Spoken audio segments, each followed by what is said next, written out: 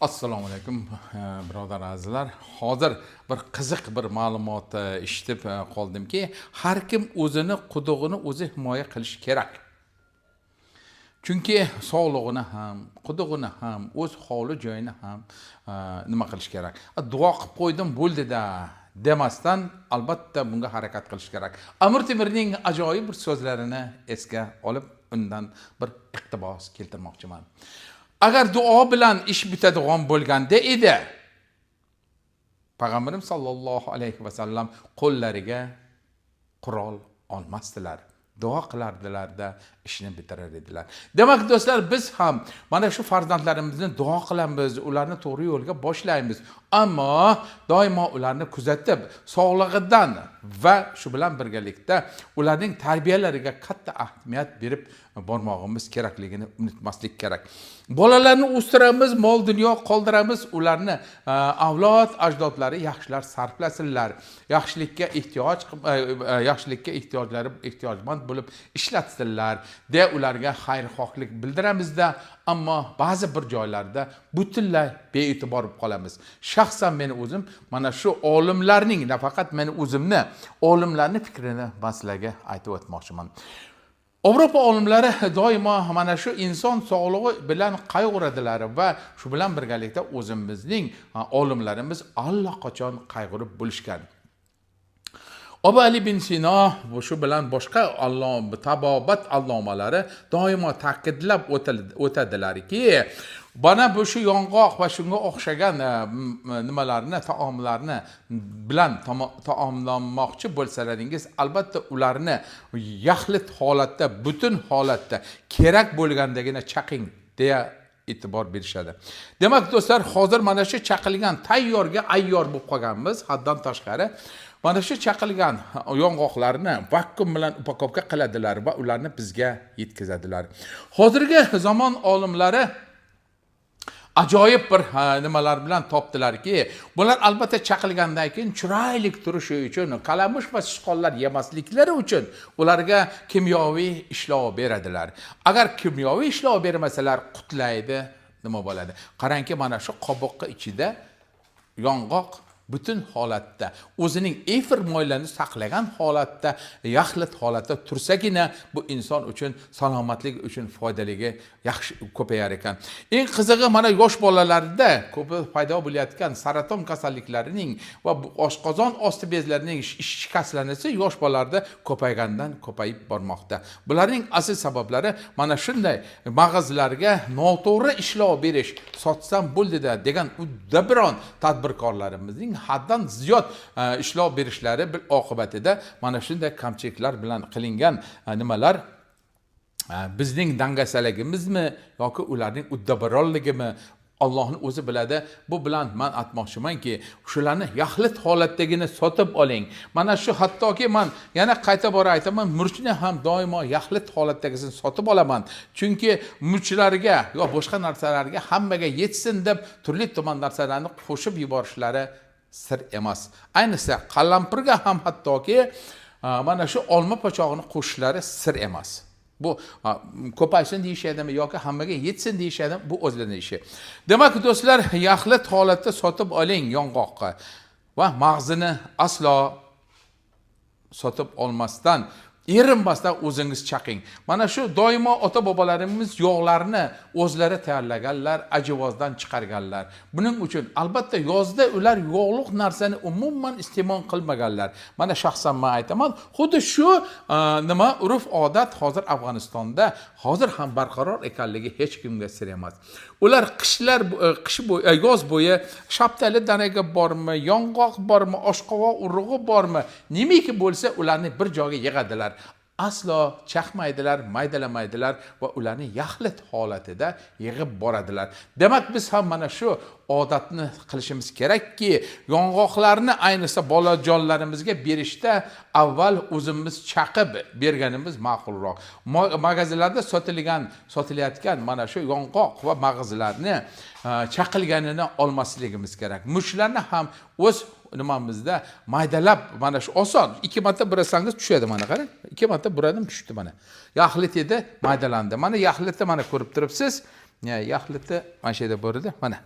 yaxlitlar bor. Bu hisob qo'yamiz. O'z qobig'i bilan tursa, albatta bu o'z qobig'idagi efir moylarini o'chirib chiqib ketmaydi va o'zidagi xususiyatlarni saqlab qoladi. Har qancha saqlasangiz ham mana shu zig'ir yoki boshqa urug'larni albatta nafas oladigan yog'och idishlarda yoki hech bo'lmagan taqdirda ularni latadan qilingan narsalarda saqlaganingiz ma'qulroq. Nimadan yong'oqlarni ham mana shu tarzda saqlangani ma'qulroq. Demak do'stlar, yong'oqlarni ham shifobaxshligi bor. Nihoyatda shifobaxsh. Ayniqsa bejiz emaski, yong'oqning shakli xuddi miya shakliga o'xshash. Miyaga o'xshaydi. Mana chaqib ko'rganimda ko'rsatishim ham shart emas, balki xuddi tuzilishi insonning miya tuzilishiga o'xshash. Demak, bu miyaga nihoyatda katta ta'sir qiladi, eslash qobiliyatini. Shu bilan birgalikda miyaning, insonning aql va idrokini nihoyatda yaxshi qiladi. Eslash qobiliyatlari, shu bilan birgalikda gapirish va boshqa narsalarga doimo nima bo'ladi. Demak, siz o'zingizga rahmingiz kelmasa, bolalaringizga rahmingiz kelsin, toki ularga maydalangan, shu chaqilgan tayyor yong'oqlarni va shunga o'xshagan narsalarni aslo bera ko'rmang. Mana ko'ring, albatta ishlov berayotganlar, ishlov berishda albatta juda shunaqa kimyoviy dorilarni haddan ziyod ko'plab ishlatishlari ma'lum. Chubak hojining gaplari bor. Ajoyib hoji bu. Alloh taolo mana qirg'izistonlik do'stimiz. Bunga bir qiziq savol beradi bir kishi. Qardoshlarimizdan, qirg'izlardan biri aytayaptiki, hoji dedi, mana olmani yesa bo'ladimi? Xitoy olmasini dedi. Ha, yesa, xo'p, Xitoy olmasini nimaga sen yemading-ku? O'zimizni olma nimaga yemaysan? Qaysi nima farqi bor degan. O'zimizni olma qurt yegan bo'ladi. Shuning uchun Xitoy olmasi oppoq chiroyli bo'ladi. Shuning uchun Xitoy olmasini yegim keladi dedi. Qurt yemagan narsa, qurt yegan bo'ladi bu Xitoy ekani desa yo'q deyapti. Qurtchalik ahling yo'qmiki? Shu qurt yemagan narsani sen yeysan deb Chubak hoji ajoyib javob qaytardilar. Xuddi bizning Shayx Muhammad Sodiqning shogirdlaridan bo'lgan ekanlar. Alloh xayriga rahmat qilsin. Shundoq ulug' zotlarni bizga Alloh taolo beribdi, ammo umrlari kalta ekan, ketib qolishdi. Demak do'stlar, Xitoy olmalarini nima uchun qurt va qumursqalar yemasligi, shu bilan birgalikda ba'zi bir narsalarga aqlimiz yetmaydiki, yetganda ham e'tiborsiz bo'lamiz. Demak, chaqilgan yong'oqdan ko'ra chaqilmagan yong'oqlar, maydalangan nimalardan, murchlardan ko'ra maydalanmagan murchlar afzalroq ekanligini aslo unutmang. Ayniqsa fulful deb ataluvchi mana shu qalampir ham oddiyga o'xshab ko'rinadi. Siz keraklik paytida uni maydalangda iching. Ovqatga qo'shib. Bu albatta tan-jon sog'ligi uchun zarur. Achchiqning ham o'zining joyi bor, shirinning ham o'zining nomi bor. Ana shu qalampir ham achchiq bo'lsa-da o'zining vazifasi bor, albatta. Bu inson uchun achchiq bo'lmaganda shirinni bilmasak, shirin bo'lganda bo'lmasa achchiqni. Xuddi shuningdek, yaxshi yomon deganni singari hammasini o'zaro ketaveradi. Demak, do'stlar, qalampirni yaxlit holatda quritilganini, salqinda quritilganini olib, kerakli paytida mana shu o'g'irchamiz qayda? Mana shu yerda o'g'irchamiz bor edi. Bekitib qo'ydi. Mana alohida bitta o'g'ircha qilib qo'ygan mana shu. Mana. Mana shu o'g'irchada alohida kerak bo'lgandagina maydalab shuni ichingi deya qalampirni yoki bo'lmasa murchni shu bilan birgalikda yong'oqni kerak bo'lganda maydalab yengi deya. Ayniqsa bodomni qovurilmaganini yeng, bu boshqacha bo'ladi. Maydalab, chaqib, butunni yaxlit holatdan chaqib yeng. Demak do'stlar, kelgusi mavzularda albatta bundanda qiziqroq bo'lishi uchun obuna bo'ling. Obuna bo'lganlarga albatta ulardan xabardor bo'ladilar. Necha minut bo'libdi? 10 minut. 10 minut bo'lgan bo'lsa, demak, mana shu har bitta narsani, hattoki muskat yong'oqlarini ham yaxlit holatda sotib olaman. Ularni ham maydalaganda keyingina kerakli bo'lsa maydalab keyin iste'mol qilaman do'stlar.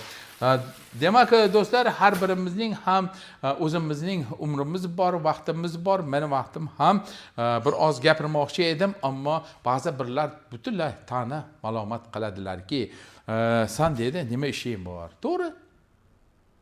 O'zim bo'lsam bo'ldi-da. deyishim kerakmi? Yo'q albatta. Yana yong'oq to'g'risida ajoyib bir qisqacha nima berib o'tmoqchiman. Ma'lumot berib o'tmoqchiman. Endi hozir vaqti o'tdi. Uni dovutchalik paytida, ya'ni kichkinalik paytida uni nihoyatda inson uchun zarurligi yeyish kerakligini albatta 40 tadan 40 kungacha yeyish kerak. Keyin esa bittadan kamaytirib boradi. Bu albatta uni vaqti o'tdi. Yong'oqni esa ba'zi bir inson birodarlarimiz borki, ularning shu 4 ta mijoz bor. Issiq, sovuq, ho'l va quruq. Shu 4 ta mijoziga ham to'g'ri kelmaydigan. Bir dona yong'oq yesalarda tillari o'yilib ketadigan birodarlarimizga aytamanki, sizlar bir qop yong'oq yesangiz ham tilingiz og'rimasligining yo'li bor. Ya'ni bularni suvga solib qolasiz. Bu xuddi bug'doy sixalagan singari yoki bo'lmasa boshqa bir nimalar singari sixalab chiqadi, mosh singari. Ana o'shanda uni chaqib yeng.